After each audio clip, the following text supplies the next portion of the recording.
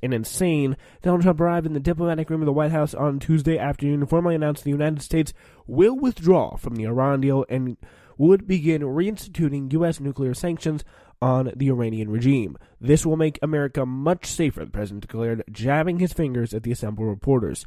Guess who's celebrating the president's decision to violate a nuclear non-proliferation agreement signed by the United States less than 3 years ago? His new national security advisor, John Bolton, a former paid speaker for an Iranian ex-terror group who has long been obsessed with regime change, quote unquote, in Tehran. The crown prince and de facto ruler of Saudi Arabia, Mohammed bin Salman, whose claims the Iran supreme leader makes Hitler look good, and the prime minister of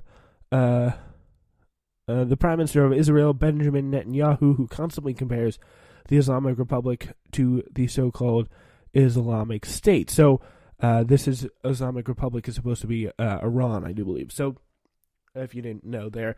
So yeah, those are the few people, the few parties on earth who are celebrating the removal from this deal.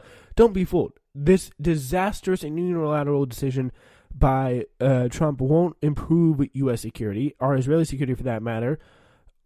Even card-carrying hawks who hate the Islamic Republic and think Trump is pretty crazy to pull out of the JCPOA. This nuclear deal is officially known, the Joint Comprehensive Plan of Action. JCPOA is pretty much what it was, because guess who will not be celebrating? The entire U.S. military establishment. So it's pretty rare that Trump does something that the entire U.S. military establishment disagrees with, and it's not good either way in this situation, because it was pretty much a bad move. So, Defense Secretary James Mattis, who says he read the entire text of the nuclear agreement and 3 times and considers it to be, quote-unquote, pretty robust. Chairs of the Joint Chiefs of Staff, General John Dunford, says Iran is adhering to its JCPOA obligation, so they're following the deal. They're doing what they're supposed to be doing, and the U.S. decision to quit the deal would have an impact on others' willingness to sign agreements. The head of U.S. Strategic Command, John Hyten, says Iran is in compliance with the JCPOA and argues it's our job to live up to that agreement. The heads of the U.S. Central Command, General Joseph Vodal, who says the nuclear deal is in our interest because it addresses one of the principal threats we deal with from Iran. Those are just the generals who are still in uniform. In March, a statement signed by 100 U.S. national security veterans from across the political spectrum said the agreement enhances U.S. and regional security, and ditching it would serve no national security purpose. 50 of the 100 signatories were retired U.S. military officers, including Brent Sauerkraut, who served as the national security advisor to George H.W. Bush, retired General Michael Hayden, who served as the director of both the NSA and the CIA under George W. Bush. So these are people from George W. Bush's point of view who really have strong Republican and conservative and hawkish blood in their bones, who are saying, you know what, if we pull out of this deal, it's going to be a disastrous situation. And this is something really under no circumstances that we should consider doing here, because it's just such a bad idea. So there is really just an incredible amount of people trying to pull this off, and there's really some incredible testimonials.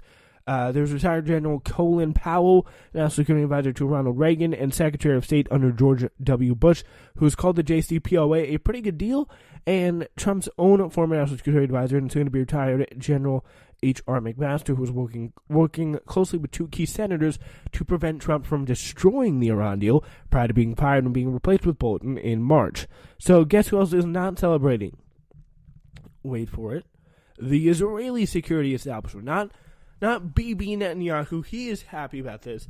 Not happy though is the Israeli security establishment. Netanyahu may claim to possess secret nuclear files that show the JCPOA was built on lies, but the Israeli generals and spy masters do disagree, including Chief of Staff of the Israeli Defense Forces, General Gadi Eisenkot, who says the deal is, with all its faults, working.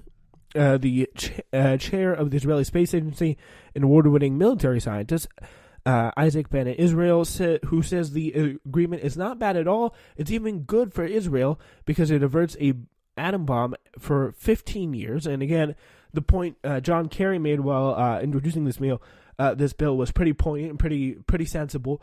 It's like, why would you want to put off something? Why would you put off a car crash, for example, just because stopping a car crash now because it may happen again in 15 years? Like, why would you put that off? It does not make any sense. It's a nonsensical proposition there. So pretty much the point is, like, what's the thought process behind that? And that's something the pro-Trump side and the side that wants to get out of the Iran deal, I mean, that's something they're really having some trouble answering. I've been researching this over the past couple of days. I'm really yet to see a pretty good response to that. So,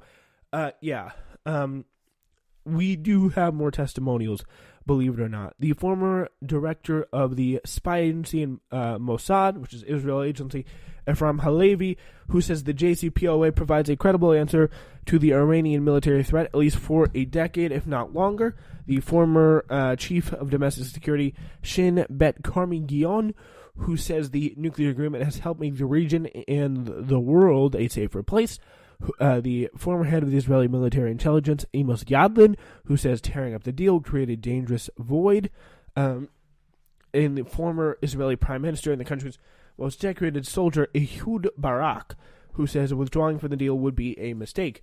So yeah, on the one side, we have a dizzying array of serving and retired generals and spy chiefs from both the United States and Israel, none of whom are friends or fans of Iran, yet all of whom agree the Islamic Republic is complying with the stringent terms of the JCPOA and that the United States should stay in the deal because it bolsters U.S. regional and global security. On the other side, a former property developer and reality TV star, a chicken hawk who wants to bomb everyone, literally a chicken hawk, a 32-year-old Gulf prince who can't win a war against rebels from the poorest Arab country, and an allegedly corrupt politician who's been claiming Iran is 3 to 5 years away from nuclear weapons capability since, wait for this great prediction here, from this person who is claiming this here, and we do want to call out the politicians when we see Benjamin Netanyahu.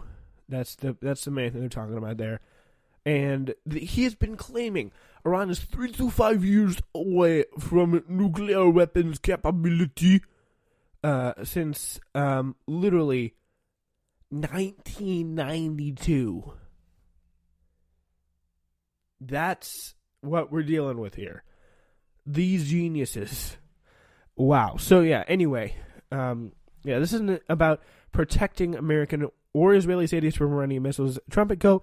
Aren't really trying to avoid war with Iran. They want war with Iran. They're literally saying, "All right, buds, we're gonna give you time to start weaponizing up. You're free from this Iran deal. Go make those nuclear weapons. Go, go, go, go, go." Yeah, so that's literally where they are at right now. So that's the pretty crazy scenario in which we find ourselves in. All right, and we're still now going to have to move on to the Democrats in a New York County. They are refusing to pledge loyalty to candidates just because the party endorses them. It's going to be a consistent battle worth checking in on throughout the primary season here. A county Democratic committee in New York voted down an extreme proposal on Tuesday night that would have required all members to pledge loyalty to candidates endorsed by state, local, or national party. Progressive Southern Committee in Chemung County on the Pennsylvania border viewed the proposed loyalty pledge as an attempt by establishment Democrats to silence their dissent. They spent the week leading up to the meeting organizing opposition from leaders of the from members of the 20-person committee. At the first meeting, the committee voted down the oath in its current format, but did not get rid of it entirely. First, we voted down. We first voted on removing the paragraph entirely. And we lost. Then we were voted on rewriting in a way that was palatable to everyone in a month. So that's where we are at. So that's what they're going to do. They're going to rewrite it so pretty much everyone can probably get behind it and support it in a way that's actually pretty substantive here. So that's all right. So that's what they decided to do here. So the controversy started last week when Jim Carr, the party chair, sent an email to the executive committee announcing that they'd convene on Tuesday, an hour before their already scheduled Chemung County Democrats meeting. The agenda would consist of one thing, Carr said. He newly proposed code of ethics for all committee members to sign and related changes to the bylaws.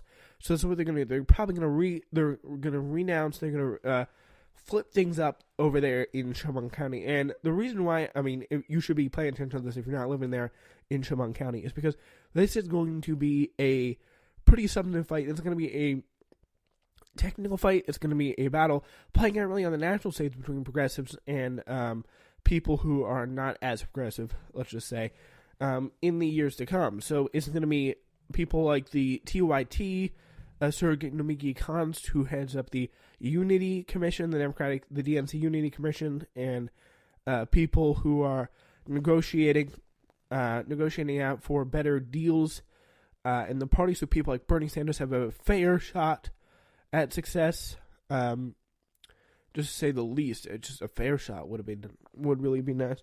But there's a lot that we still have to deal with here, and there's a lot we still have to really push for. So the controversy started last week when Jim Carr, the party chair, sent an email to the executive committee announcing that they've convened on Tuesday, an hour before the already scheduled Chemung County Democrats meeting.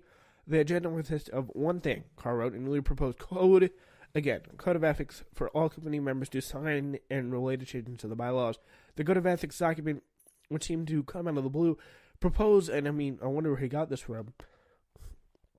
If there's been no indication that he's been working on this in the past, where did he just pull this out from? I really wonder. It'll be very interesting. So it's a probing and interesting question here. So, yes, the Code of Ethics document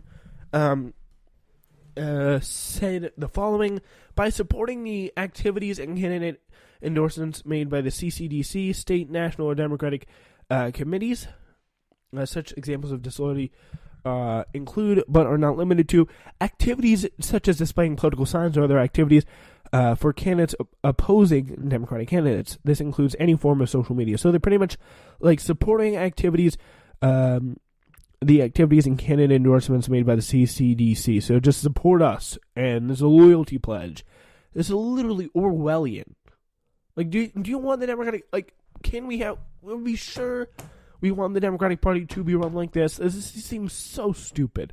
Like, what is going on? So, yeah, Cynthia Emmer is another CCDC, which is the Chemung County Democratic Committee member, sent the language at Carr's request. Both Emmer and Carr sit on the New York State Democratic Committee, a body closely aligned with New York Governor Andrew Cuomo, who is now facing a primary challenge from the left. So, he probably would like that. See if the Democratic Party in New York would endorse him, which they probably would, and Cynthia Nixon signed that loyalty pledge.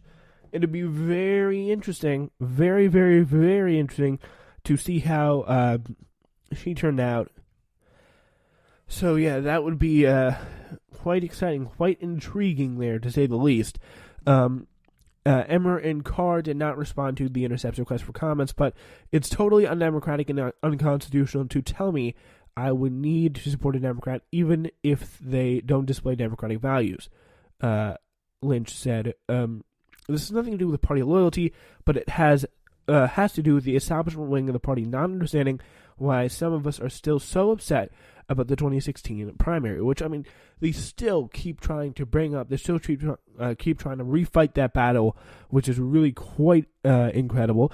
Loyalty oaths aren't totally uncommon for officials who serve on political committees, but they typically bar only support for candidates outside the party. Washington County Democratic Committee in New York, for example, recently established a policy that said all committee members must pledge support to only Democratic candidates. That's a lot different than what's being discussed in Chemung County, said Jay Belanca, rightly so. And it's going to be it's definitely a pretty big contrast from what we saw here. So, it's going to be very big and very interesting to see if New York or someone else is really going to try to implement that decision in some way or shape or form.